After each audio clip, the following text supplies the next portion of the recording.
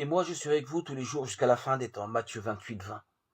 Le Seigneur Jésus agissait avec eux et confirmait la parole par les signes qui l'accompagnaient. Marc 16, 20.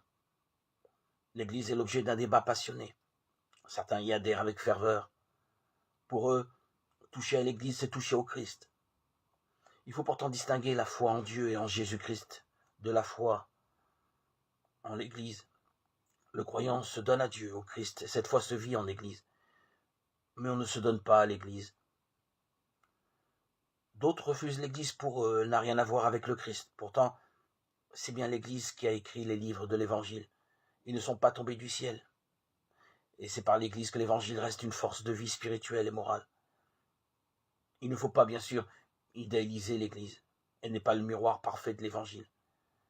Mais il faut reconnaître que par l'Église, l'Évangile demeure la parole du Christ adressée aux hommes d'aujourd'hui.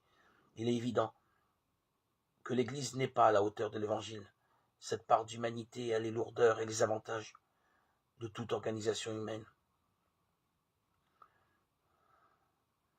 Au-delà des apparences, la foi découvre des secrets invisibles. Dieu est là, le Christ est là, dans cette église, cette assemblée, cette paroisse.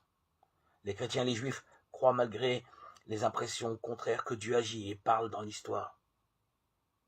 Les chrétiens croient que le Fils de Dieu a pris visage d'homme en Jésus de Nazareth. Dans la logique de cette foi, le chrétien croit que Dieu et le Christ habitent et agissent parmi les hommes, et particulièrement, pas seulement dans ce groupe humain que l'on appelle Église.